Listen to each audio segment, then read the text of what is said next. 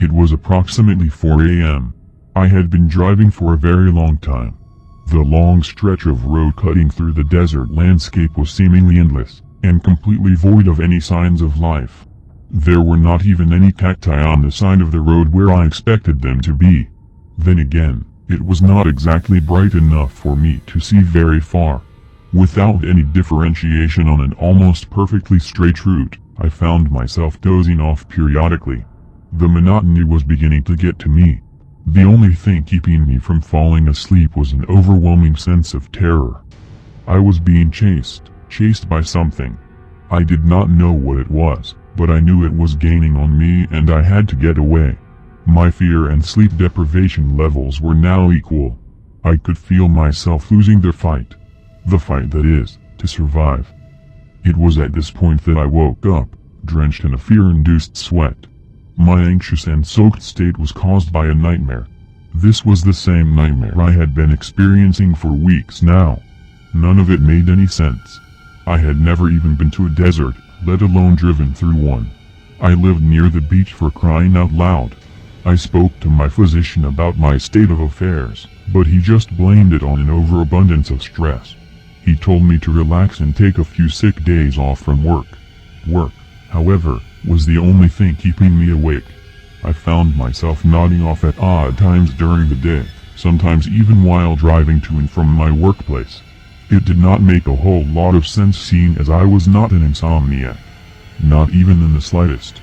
Despite my troubling dreams, I still managed to get at least 8 hours of sleep each and every night.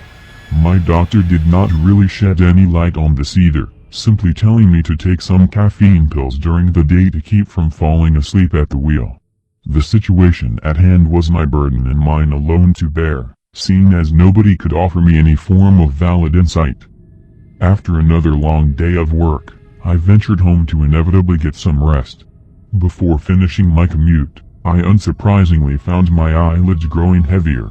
I tried to keep my eyes on the road, but I could feel my mind yearning for sleep, just begging me to close my eyes and drift off. Seeing as this was not exactly a good time to catch some shut-eye, I figured that I should pull over before endangering other people's lives, not to mention my own. I would have done this, had my insatiable desire for sleep not taken over in a matter of mere seconds. These were anything but ideal circumstances. In a seamless fashion, I went from driving home from work to driving through that long stretch of road located only in my nightmare. It was dark out, as was to be expected. What was not expected was a pair of lights off in the distance. I could barely see them, but they were definitely there. I still had an unnerving sense of being chased, but something did not feel right. I kept driving nonetheless. After what felt like maybe 10 minutes of driving, I could make out what the lights were. They were headlights. They belonged to a truck driving in my direction on the opposite side of the road. This was astonishing to me because my recurring dream never contained anything within it, other than myself and the landscape.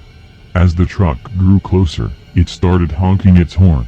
The sound grew louder and louder until finally, I awoke from my untimely slumber. Without even the proper moment's notice to react, I swerved to the right, avoiding the oncoming traffic. My car had wandered onto the wrong side of the road while I was asleep. The honking I had heard in my dream was actually that of an oncoming car. I looked back to make sure I had not been the cause of some sort of pile-up in the middle of the highway. To my relief, I was not. Even so, I was lucky to be alive. After adjusting myself onto the proper side of the road, I realized where I was located. I was in almost the exact same spot that I had been before drifting off. My dream may have felt like it had lasted 10 minutes, but in actuality it only lasted an instant. Thank goodness for that, otherwise I could have very well died. With my newfound understanding, I drove the rest of the way home, successfully avoiding sleep's unyielding grasp. After getting undressed and putting my things away, I let myself fall onto my bed, completely missing my pillow. Even still, I fell asleep almost instantaneously. My dream commenced once again. I was driving down that all too familiar desert road, when I once again noticed something. The headlights from my previous dream were back again, off in the distance. I was perplexed, as I had assumed the fast approaching truck had only leaked into my dream before, given my setting at the time. I let the dream continue as it normally did. I could still feel the fear instilled in my fast-beating heart, knowing that something was still out there, chasing me. After roughly 10 minutes of driving, the headlights came into view, revealing the very same truck. This was then followed by the sound of a car honking its horn. I then woke up. Upon waking, I found myself in my car driving into oncoming traffic. I swerved to the right, mimicking my motions from earlier in the day. After doing so, the confusion set in. What was going on? Where was I? The answer to this would only leave me with more questions. After looking around and getting my bearings, I knew exactly where I was. I was back in the exact same spot where I had been driving before, the same spot where I fell asleep and almost collided with another car. My next course of action was to look at my clock. No, this could not be. It was not only the same spot, but it was the same time as well. How? Was I still dreaming when I woke up the first time? If so, then how did I predict exactly what would happen when I awoke? I could feel a large amount of anxiety setting in, as well as more fatigue. I decided to discard my questions for the time being and simply focus on driving home. I made it home safely, but as puzzled as ever. I would have delved deeper into the problem in a search for answers, but I was far too tired. I simply assumed that the entire ordeal was nothing more than a strange, somewhat premonitory dream. In accepting my theory as truth, just barely, I undressed and put my things away. I walked over to my bed and fell onto it, completely missing my pillow. After a moment or two, I fell asleep once more. I was greeted with the very same desert landscape, and the very same straight and narrow road that I was now accustomed to. Sure enough, off in the distance were those very headlights I had seen twice before. I drove onwards, giving into my dream's lackluster narrative. Surely I would not wake up in the middle of oncoming traffic a third time, right? Ignoring the possibility of what I presumed might be another false awakening, I pressed on. Though fearful, I was curious as to what would happen when I reached the truck this time. As it came closer, I heard the usual honking sound and woke up. What I awoke to was anything but alleviating. I swerved onto the right side of the road, almost hitting the same car for a third time now. This could not be happening. There was no way that this was a dream. Even as weary and tired as I was, I could tell the difference between fantasy and waking life. I was stuck in some sort of repetitive reiteration of my day, unable to escape from a constant cycle of the recurring events at hand. I could neither explain what was happening in any logical sense, nor could I seek help for what was occurring. I not only did not know who to go to, but I could not keep my eyes open long enough to do so. I was in a rut, seemingly of my own creation. I drove to the safety of my home yet again, managing to elude the clutches of sleep along the way. It was easier this time, as anxiety and utter panic kept me going. I was scared and bewildered, not to mention mentally exhausted, unsure of what to do next. If only I could stay awake long enough to figure everything out. This is what I told myself in my head over and over again, but after I undressed and put my things away for a third time, I walked right over to my bed, knowing that I had no other choice in the matter. Right as my head hit the soft blankets, I inadvertently slept once again. Just as before, I was driving down that same desert road, staring off at those same ominous headlights in the distance. This was completely mad. How much longer would I have to endure this torment? In a fit of rage, I hit the brakes, and to my surprise, the car stopped. I had never done this before, afraid that whatever was behind me would catch up. I did not even know if it would work. Even stranger, once I stopped, the feeling of being chased ceased. It was almost as if that sense of being hunted only existed so long as I fed into it, unwillingly giving life to the plot of my dream. How peculiar. I was relieved to be without fear for once in my recurring nightmare, but I still felt overtired, even though I was asleep. I still needed answers too. I got out of the car, and looked towards the headlights in the distance. I estimated that I would have about 20 dream minutes before it caught up to me and jolted me awake in the middle of traffic again, considering it reached me in 10 minutes while I too was driving. Without a moment's hesitation, I headed off into the desert scenery, on the hunt for a solution. I did not know if it would harbor one, but I was running out of options. I had to walk, not only because I was oddly tired, but also because I did not want to make any hasty movements that might awaken me earlier than expected. As I walked, I could see rock formations in the distance. One in particular caught my eye, as it had what looked to be some sort of opening on its side. It appeared to be a dwelling of some kind, maybe one that contained a way out of all of this. My wishful thinking got the better of me and I started running. Luckily, I remained unconscious. After a minute or two, I reached the stone dwelling, hoping it would have within it the key to this bizarre mystery. As I stepped over to its opening, I noticed a flickering light from within.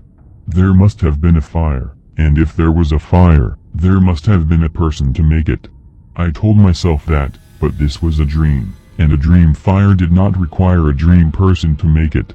I just let myself believe this for the time being, so I would at least have a shred of hope to hang on to. I turned the corner to see where the light was coming from, and to my surprise, there was indeed a fire. Not only that, but there was something else too. Not something, but someone. In facing the opening on the side of the rock formation, I could see two things. There was a small fire illuminating the dwelling. There was also a person, sitting by the fire on a makeshift wooden stool.